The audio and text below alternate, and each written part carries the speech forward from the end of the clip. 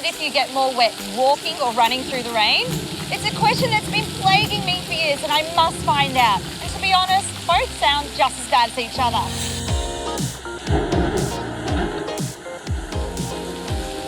So if I walk through the rain, it's much slower, which means the rain has more opportunities to hit me. So running seems like the logical thing to do because it's a lot faster than walking, but then it means I'll be hit with water from all angles and from above.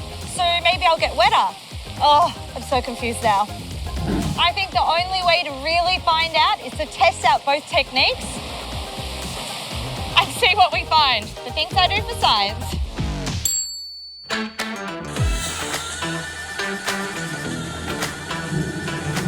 We're going to test this theory out in a controlled environment. One person will run while the other walks, and we'll see who gets the wettest. I even have a test dummy. Oh, test dummy! Who are you calling a dummy? Figure of speech, Nate. Now, do you want to run or walk? Well, I'm a pretty speedy guy, so I think I'm going to do the good old run. Okay, fine. Slow and steady wins the race anyway. When has it ever won the race? The turtle.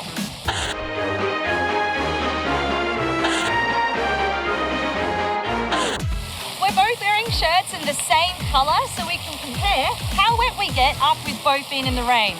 I say we go at the same time. Ready, set, go!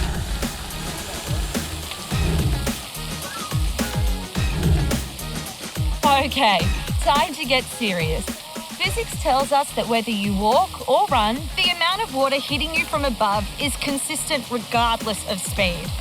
You'll also still hit the same amount of rain from the side as you move through the storm.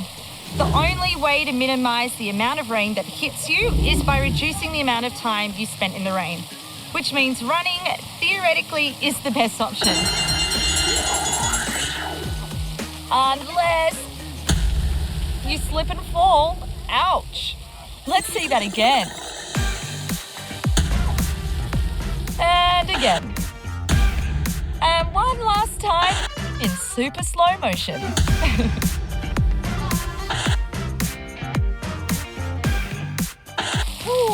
Well, the best way to stay dry from the rain is reducing the amount of time you spend in it. So, theoretically, running should be better. Unless you totally faceplant like Nathan did. Yep. So next time I think I might, just get an umbrella and walk really slow in the rain. Or just stay home. That's a good idea.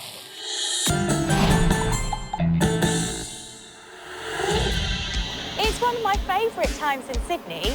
It's whale watching season. One went off right behind you. What, a whale? Are you serious? No way! In New South Wales and Queensland, we're actually really lucky to have these majestic marine mammals migrating along our coastline every year. There are about 45 species of whales and dolphins in Australia, but of all the species, my favourite are the humpbacks because they're so playful. Even though I've got my binoculars with me, I'm going to try and catch up with some people who are much better at spotting whales than I am. I think just over the whitewash. Yep, I see it. Yeah, you're right. Hi, Rishi. G'day. Hi, Vanessa. Hello. How are you going? We're waiting for the whales to come from Antarctica all the way up north to the warm waters of Queensland. But it's very important for them to have their young in waters that are a little bit warmer than Antarctica so their young have a better chance of survival. But fortunately, we get to see them past Sydney during the whale migration season. What is migration? It basically means a whale is going from one location to another. Why do you count the whales every day and every year? Humpback whales are a threatened species, so they were whaled, and that stopped in the 1960s. So we're basically just monitoring the population and checking to see how that's going. How many whales do you actually count in a day? This year we had a record in the middle of the season, which was about 224 whales, which was outstanding. What's so special about the whales? Oh, look, they're just a majestic animal, and they're an iconic animal that anyone can spot. If they go to the coast of New South Wales at this time of year and they look, basically they're going to see a whale, and they're just beautiful. So I'm hoping that you guys can help me find some whales today. Well, we're looking for humpback whales. They're really, really large. They can get up to 45 tonnes and about 17 metres in length. That's huge. It's almost as big as a bus. I hear there's quite a special whale that you can spot, isn't there? Yes. He might be called Migaloo.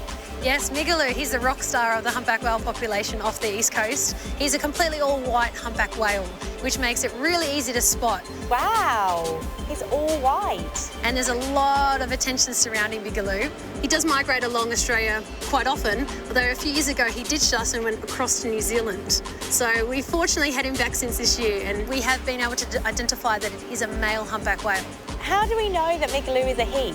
So we were able to determine if Migaloo was a male through DNA analysis. What does his name mean? Apparently it's an Aboriginal word for white fella. Is there anything special that I should be looking for? Well, sometimes if we can't spot the whales, they help us by jumping out of the water. That's typically known as a breach, where they'll come right on out. Sometimes they will slap their tails, that's known as a tail slap, and then sometimes they flap their pectoral flippers, which is kind of like their arms, and slap it across the surface to make a lot of noise to potentially communicate to other whales in the area. So basically you're just looking from the south and you're scanning along, looking for the blows, and when you find the animal, basically you keep watching and then bring your binoculars up, out, and just scan, and just to confirm that you've actually got a whale. I would have my binoculars the right way round. Sorry. You right there, Faye? Yeah, I finally got them in focus. Something over there. Where? Just to the south. Is there? Where? Just below the horizon, I think it's just surfaced. Oh yeah.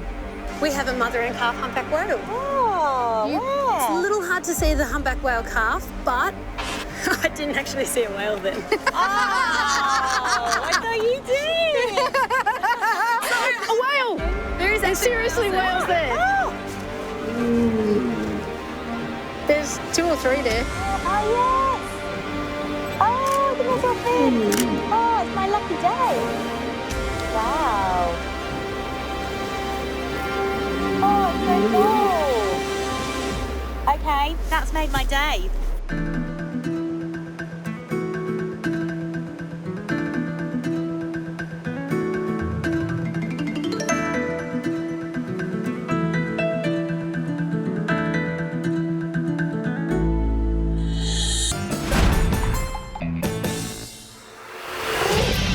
As Faye said, humpbacks are super playful, but they're also known for their long, loud, beautiful songs.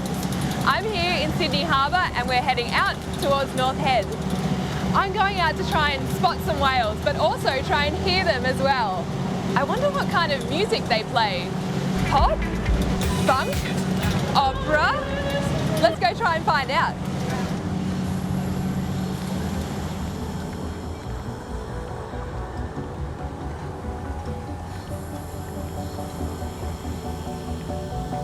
I'm here with Cassie, who's a marine biologist. Cassie, what part of the journey are the whales in when we're seeing them? In Sydney, we're very lucky that we have a pretty long whale watching season given our location. We get to see the whales travelling north. They're making their way from Antarctica up to the Great Barrier Reef to mate and to have their babies. And then we get to see them heading south again as they make their way back to Antarctica. How often do you see the whales? So we get to see whales for a good 6 months of the year, and when we come out here whale watching, we have a pretty high success rate, which is awesome. Cool. And I know that they make these long, beautiful songs. What do their songs actually mean? There's so much that we don't know about it, so we don't even know why they're singing. It could be males calling out to females in the hopes of mating with them. It could be males marking their territory, or it could be males even calling out to other males to maybe meet up and then explore and navigate together. There's a bunch of different theories floating around. And do the whales talk to each other? Absolutely, they're very chatty whales. So we've got the song, but they're also very well known for their surface behaviours, which a lot of them are considered to be a form of communication. So for example, breaching, when they jump out of the water, that may be some kind of communication, as well as tail slapping, when they've got their heads down in the water and their tails up out of the water, kind of slapping them on the surface. Same as flipper slapping, head lunging, all kinds of things like that are considered to be some kind of communication. I heard that the tail, the fluke, is a really important way to identify a whale. How do they do that? Yeah, absolutely. So a humpback whale's tail, or a fluke, like you said, is unique to every individual whale.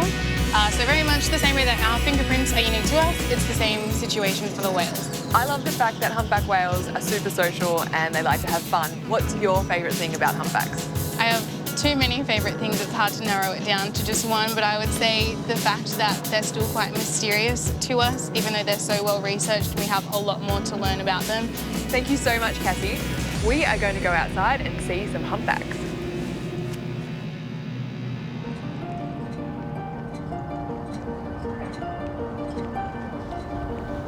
Humpback whales, scientific name Megaptera nova angliae, which means giant wings named after their long pectoral fins. Now, not only do they have long pectoral fins, they have really, really loud voices, which can be heard up to 30 kilometres away. Okay, now that we've seen the whales, let's see if we can hear their beautiful songs too.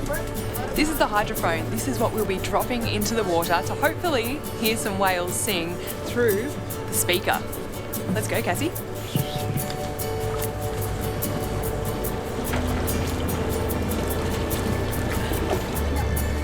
Every year, each population of whales sing a different song.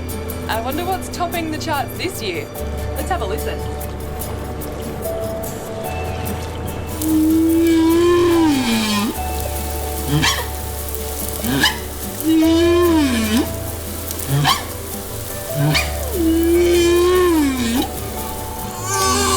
It's been a really long day.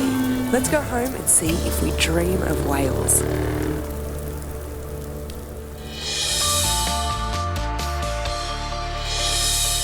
Can you imagine having a shower with honey? Yeah, pretty sticky. But what if I could prove to you that water is sticky too? For the first experiment, you'll need 2 pieces of paper and a spray bottle full of water. For the second experiment, you'll need a bunch of paper clips and a beaker or a bowl full of water. What I've done today is I've added some food colouring to my water so we can see the paper clips better. So for the first experiment, we're going to need the paper and the spray bottle. What you'll need to do is grab one small piece of paper, just give it a light spray with a spray bottle. So what you can see is some water droplets all over. Grab a second one and just slightly attach it to it. And what you should see is the 2 pieces of paper attached to each other. And it's pretty hard to pull apart. There. Now for experiment 2. What you'll need for this are some paper clips, your beaker, and another beaker of water. Fill up your beaker or your bowl with some green water. Now fill that almost all the way up to the top. That's going to be quite important so that our fingers don't have to go all the way inside the cup. And what we want to try and do is we want to try and get these paper clips floating on the surface. Water should be pretty sticky, so it should hold them pretty well. It might take you a few goes, so practice makes perfect. Yes, first go. There's a reason why the paper stuck where it was, or the paperclip floated, and it's because of some insanely strong atoms. So what is an atom? Atoms make up everything around us. The air, the water, the paperclip, even this mandarin.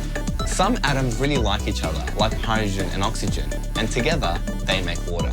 Water is a molecule made up of 2 hydrogen atoms and 1 oxygen atom. They like each other so much that it's difficult to break them apart. Hydrogen and oxygen atoms are made up of even smaller parts. Hydrogen has too many parts and oxygen not enough, so they're happiest when they're sharing, which makes their bond really strong. BFFs forever. Water molecules are also seriously sociable and like to stick together, and stick to lots of other things too, which is why water is so strong and sticky, gripping onto other things like the paperclip and paper. And that means they can stick together for millions, even billions of years. You can see water molecules sticking together on a rainy day. When you see a raindrop running down the side of the window, watch as one drop meets another drop. They almost jump together to form a bigger drop.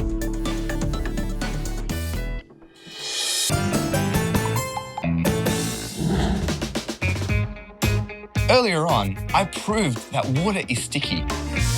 Now we're going to make an edible water bottle, made only possible by the incredible bonding strength of atoms. So what you're going to need for this is some calcium lactate, some sodium alginate. You can buy these ingredients at specialty food stores. 1.5 litres of water, 3 small bowls, a big spoon, and a small curved spoon. Line up your 3 bowls next to each other. In our first bowl, add 2 cups of water. I'm going to add about 500 mils, which is about 2 cups.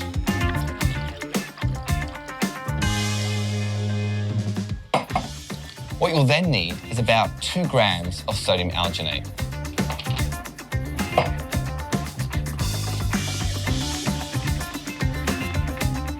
You'll need to mix this well.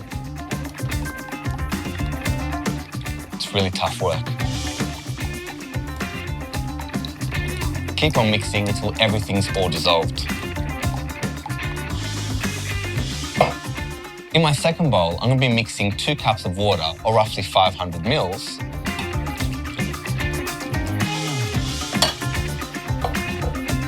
And what I need is about 5 grams of calcium lactate.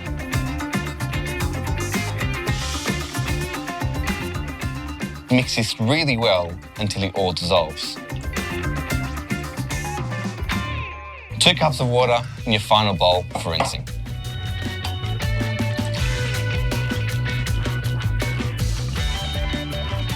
I'm going to add some food colouring in the sodium alginate to make it easier to see.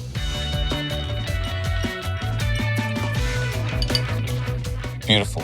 Let's make edible water bottles. The sodium alginate and the calcium lactate dissolve in water, but when mixed together, they grow stronger and they form a gel. Remember our BFF water molecules from my earlier experiment? Well, parts of the calcium lactate and parts of the sodium alginate are also BFFs, and they form an even stronger bond than the water. A whole chain of these creates a gel around the water. Therefore, the water is trapped inside the gel. So after 3 minutes, your edible water bottle should be ready. So now you can remove the water bottles from your second bowl and rinse them in your third bowl. Now your edible water bottles are ready to eat or drink. No cups or plates required. Science has never tasted so good.